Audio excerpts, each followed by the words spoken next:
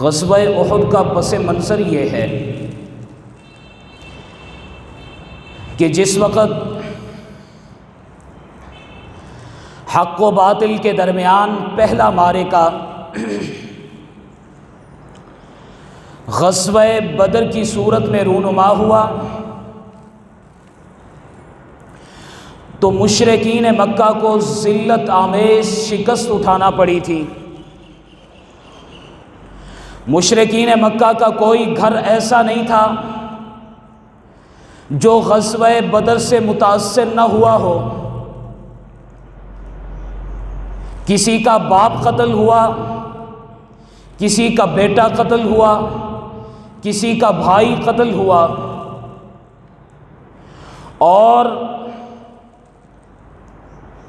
اس پر مزید ذلت یہ کہ بہت سارے لوگ مسلمانوں کی قید میں چلے گئے اور انہیں آقا کریم صلی اللہ علیہ وسلم کو 2.5 لاکھ دینار فدیہ لے کر اپنے قیدیوں کو آزاد کرانا پڑا۔ اس ذلت آمیز شکست کا بدلہ چکانے کے لیے باقی ماندہ سرداروں نے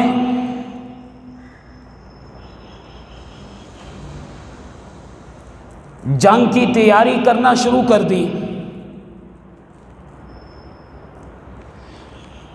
ٹھیک 1 سال بعد 3000 لوگوں کی نفری تیار ہو گئی۔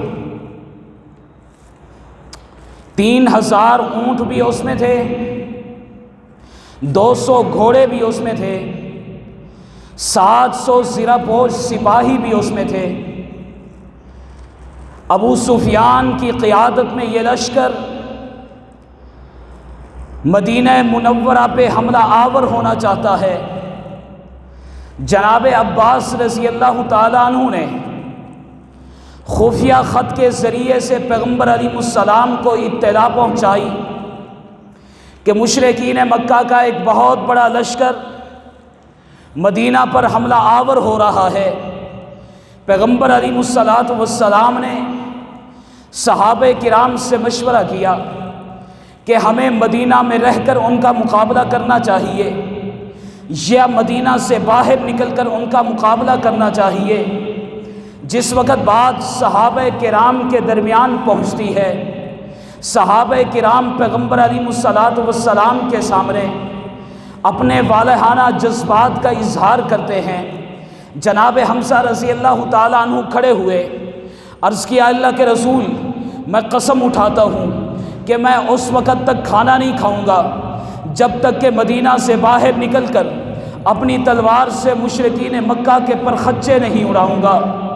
جناب نعمان کھڑے ہوتے ہیں، عرض کرتے ہیں اللہ کے رسول، میں بھی قسم اٹھاتا ہوں کہ میدان جہاد سے پیٹھ پھیر کر نہیں بھاگوں گا، اس لیے کہ میں خدا سے بھی محبت کرتا ہوں اور آپ کی ذات سے بھی محبت کرتا ہوں۔ پیغمبر علیہ السلام نے فرمایا صدقت یا نعمان، اے نعمان تو سچ بول رہا ہے۔ پیغمبر علیہ السلام حجرے میں تشریف لے جاتے ہیں، ابو بکر و عمر بھی ساتھ ہیں۔ تھوڑی دیر کے بعد باہر جس وقت تشریف لائے، پیغمبر نے جنگی لباس پہن رکھا تھا، پیغمبر علیہ السلام نے زرہ پہن رکھی تھی۔ اب تمام صحابہ کرام نے جس وقت پیغمبر کو جنگی لباس میں دیکھ لیا، انہوں نے سوچ لیا کہ پیغمبر علیہ السلام اب جنگ کے لیے تیار ہو چکے ہیں۔ 1000 کا لشکر تیار ہوتا ہے، عظیم سپہ سالار اپنے لشکر کو لے کر میدان احد کے اندر پہنچتا ہے۔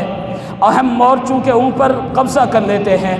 اینین پہاڑی کے اوپر عبداللہ بن جبیر رضی اللہ تعالیٰ عنہ کو 50 شاہ سوار دیتے ہیں کہ ہمیں فتح ہو یا شکست تم نے یہ پہاڑی نہیں چھوڑنی۔ پیغمبر علیہ السلام جس وقت پہنچتے ہیں، ادھر سے مشرکین مکہ کا قافلہ بھی پہنچ جاتا ہے۔ یہ تاریخی اعتبار سے 3 ہجری تھا اور شوال المکرم کی 7 تاریخ تھی، اور عیسوی اعتبار سے 23 مارچ کی تاریخ تھی۔ ہفتے کا دن تھا، صبح کا وقت تھا، جس وقت موحد و مشرک آپس کے اندر ٹکرا جاتے ہیں۔ ایک طرف سے محمد عربی کا لشکر ہے، دوسری طرف سے مشرکین مکہ کا لشکر ہے۔ ایک طرف وہ لوگ ہیں جو اولو حبل کے نعرے لگا رہے تھے، دوسری طرف وہ لوگ ہیں جو اللہ اکبر اور یا حی یا قیوم کی تکبیریں بلند کر رہے ہیں۔ ایک طرف جناب علی بن ابی طالب ہیں، ایک طرف جناب حمزہ ہیں، ایک طرف جناب مصعب بن عمیر ہیں، ایک طرف جناب سعد بن ابی وقاص ہے، ایک طرف جناب ابو عبیدہ بن جراح ہے، ایک طرف جناب عکاشہ بن محسن ہے، دوسری طرف صفوان بن امیہ ہے، خالد بن ولید ہے، ابو سفیان ہے۔ لشکر ادھر سے بھی ہے، لشکر ادھر سے بھی ہے، خواتین ادھر بھی ہیں، خواتین ادھر بھی ہیں۔ جو مسلمانوں کی خواتین تھی وہ زخمیوں کی مرہم پٹی کر رہی ہے، مجاہدین کو پانی پلا رہی ہے، اور جو کافروں کی خواتین ہیں وہ دب بجا رہی ہیں، شہوت انگیز گانے گا رہی ہیں، وصل کے وعدوں سے مردوں کے خون کو گرما رہی ہیں۔ ہاں خواتین ادھر بھی ہے، خواتین ادھر بھی ہے، ادھر کی خواتین با حیا ہے، ادھر کی خواتین بے حیا ہے، ادھر کی خواتین بابردہ ہے، ادھر کی خواتین بے پردہ ہے۔ انتقام کا جذبہ ادھر بھی ہے، انتقام کا جذبہ ادھر بھی ہے۔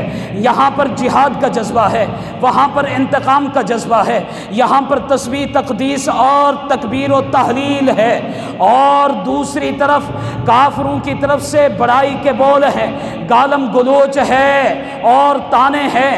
ادھر مسلمانوں کے ہاں محمد عربی کی دعائیں ہیں، دل سے نکلے ہوئے کلمات ہیں، ادھر سے دف گانے بجانے اور فرسودہ روایات ہے۔